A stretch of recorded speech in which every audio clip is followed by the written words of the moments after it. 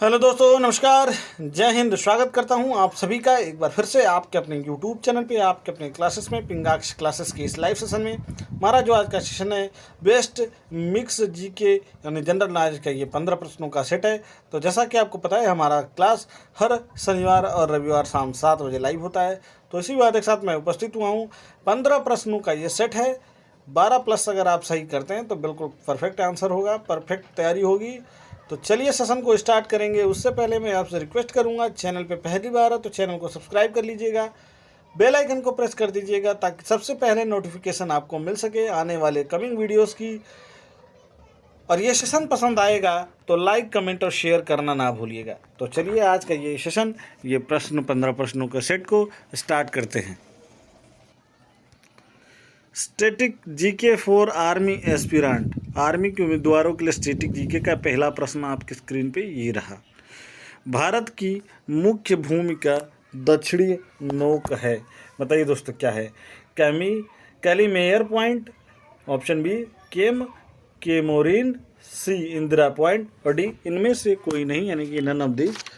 तो सही आंसर होगा आपका option B cap Comorin. Bharat की मुख्य भूमिका दक्षिणी नौक केप केमोरिन है। चलिए प्रश्न नंबर 2 देखेंगे। दूसरे नंबर का प्रश्न आपकी स्क्रीन पे ये रहा। भारत का सबसे दक्षिणी बिंदु है। ए केप केमोरिन, बी कैलीमेयर पॉइंट, सी इंदिरा पॉइंट और डी नरीमन पॉइंट।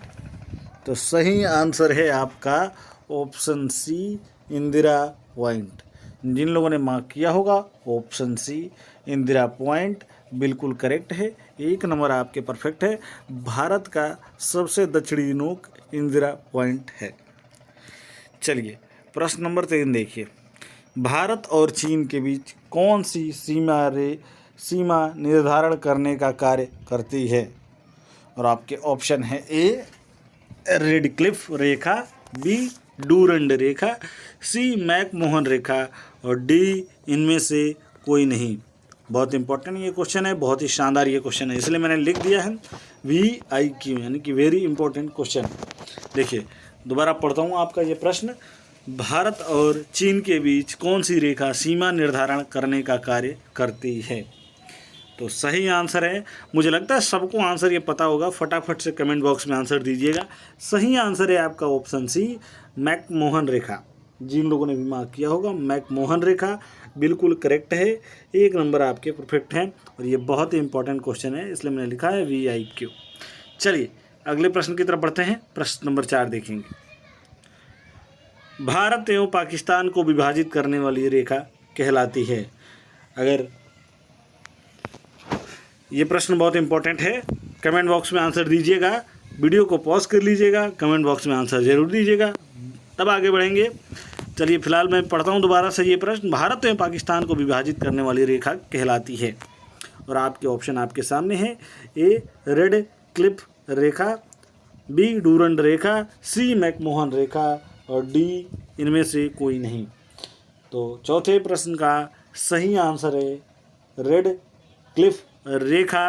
ये भारत और पाकिस्तान को विभाजित करने वाली रेखा जो है रेड क्लिफ रेखा कहलाती है। चलिए प्रश्न नंबर 5वां देखिए। भारत की सबसे लंबी स्थलीय सीमा किस देश के साथ है? बताइए दोस्तों किस देश के साथ है? भारत की सबसे लंबी स्थलीय सीमा किस देश के साथ है? ए पाकिस्तान, बी चीन यानी कि चाइना, सी बांग्लादेश और डी म्यांमार। बहुत इंपॉर्टेंट प्रश्न है। सही आंसर है बांग्लादेश। जिन लोगों ने मार्क किया होगा बांग्लादेश बिल्कुल करेक्ट है, ऑप्शन सी बांग्लादेश। जिन लोगों ने मार्क किया होगा बिल्कुल करेक्ट है। 1 नंबर आपके परफेक्ट हैं। चलिए बढ़ते हैं अगले प्रश्न की तरफ चलेंगे। प्रश्न नंबर 6 और ये रहा प्रश्न नंबर 6 आपकी स्क्रीन पे। भारत का पूर्वी समुद्री तट किस नाम से जाना जाता है? भारत का पूर्वी समुद्री तट किस नाम से जाना जाता है? ए दीघा तट, बी मालाबार तट, सी कोंकण तट और डी कोरोमंडल तट। बहुत इंपॉर्टेंट क्वेश्चन है। तो सही आंसर है ये ऑप्शन डी, कोरमंडल तट। जिन लोगों ने मार्क किया होगा ऑप्शन डी, कोरमंडल तट बिल्कुल करेक्ट है। भारत का पूर्वी समुद्री तट कोरमंडल तट के नाम से जाना जाता है। चलिए प्रश्न नंबर 7 देखिए, भारत किस गोलार्ध में स्थित है? ये बहुत ही शानदार है, प्रश्न बहुत इंपॉर्टेंट है, दोबारा पढ़ देता हूँ। भारत किस गोलार्ध में स्थित है? ए दक्षिणी और पूर्वी, बी उत्तरी और पूर्वी, सी उत्तरी और पश्चिमी, डी इनमें से कोई नहीं। तो सही आंसर है आपका उत्तरी और पूर्वी। उत्तरी और पूर्वी ऑप्शन बी, जिन लोगों ने मार्क किया होगा बिल्कुल करेक्ट है, 1 नंबर परफेक्ट है। उत्तरी पूर्वी में स्थित है। चलिए प्रश्न नंबर 8 देखिए, प्रश्न नंबर 8 आपकी स्क्रीन पे ये रहा। भारत की सबसे बड़ी सुरंग जवाहर सुरंग किस राज्य में अवस्थित है? तो एक प्रश्न तो आपका यही बनता है कि भारत की सबसे बड़ी सुरंग कौन सी है? तो दोस्तों वो है जवाहर सुरंग। ठीक है, अब ये किस राज्य में स्थित है? ऑप्शन आपके सामने है। ऑप्शन देखिए, ए राजस्थान, बी पश्चिम बंगाल, सी जम्मू कश्मीर और डी हिमाचल प्रदेश। दोबारा पढ़ता हूँ, भारत की सबसे बड़ी सुरंग जवाहर सुरंग किस राज्य में अवस्थित है? ए राजस्थान, बी पश्चिम बंगाल, सी जम्मू और कश्मीर और डी हिमाचल प्रदेश। तो सही आंसर है आपका जम्मू और कश्मीर। जवाहर सुरंग जम्मू और कश्मीर में स्थित है। चलिए प्रश्न नंबर 9 देखेंगे। प्रश्न नंबर 9 आपकी स्क्रीन पे ये रहा। सियाचिन ग्लेशियर भारत के किस राज्य में है? सियाचिन ग्लेशियर भारत के किस राज्य में है?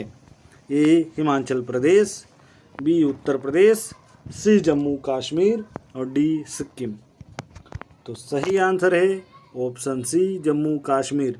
सियाचिन ग्लेशियर भारत के जम्मू कश्मीर राज्य में स्थित है। चलिए प्रश्न नंबर 10वें पर चलते हैं। 10वें नंबर का प्रश्न आपकी स्क्रीन पे ये रहा। निम्नलिखित में से भारत की सुदूर दक्षिण भौगोलिक इकाई कौन सी है? ऑप्शन आपके सामने है। ए लक्षद्वीप, बी रामेश्वर, सी कन्याकुमारी और डी निकोबार द्वीप समूह। भारत की सुदूर दक्षिण भौगोलिक इकाई कौन सी है? तो सही आंसर है आपका ऑप्शन डी निकोबार द्वीप समूह। जिन लोगों ने मार्क किया होगा ऑप्शन डी निकोबार द्वीप समूह बिल्कुल करेक्ट है। 1 नंबर आपके परफेक्ट हैं। प्रश्न नंबर 11वें पे चलते हैं। 11वें नंबर का प्रश्न आपकी स्क्रीन पे ये रहा। भारत का दक्षिणी नोक है कौन सा है बताइए? ए इंदिरा बिंदु, बी केप केमोरिन, सी कैलीमेयर बिंदु और डी इनमें से कोई नहीं। तो सही आंसर है ऑप्शन बी केप केमोरिन बिंदु। केप केमोरिन भारत का दक्षिणी नोक है। चलिए प्रश्न नंबर 12 देखिए। निम्नलिखित प्रमुख भारतीय नगरों में से कौन सा एक सबसे अधिक पूर्व की ओर अवस्थित है? Option A Lucknow, B Bengaluru, C Bhopal और डी हैदराबाद। निम्नलिखित प्रमुख भारतीय नगरों में से कौन सा एक सबसे अधिक पूर्व की ओर अवस्थित है? ए लखनऊ। जिन लोगों ने मार्क किया होगा बिल्कुल करेक्ट है, आपके 1 नंबर एकदम परफेक्ट है। लखनऊ बिल्कुल करेक्ट है। चलिए प्रश्न नंबर 13वां देखते हैं और 13वें नंबर का प्रश्न आपकी स्क्रीन पे ये रहा। भारत में कितने राज्य तट रेखा से लगे हैं? भारत में कितने राज्य तट रेखा से लगे हैं यानी कि सटे हैं? तो वो आपके ऑप्शन आपके सामने हैं। ए 7, बी 8, सी 9 और डी 10।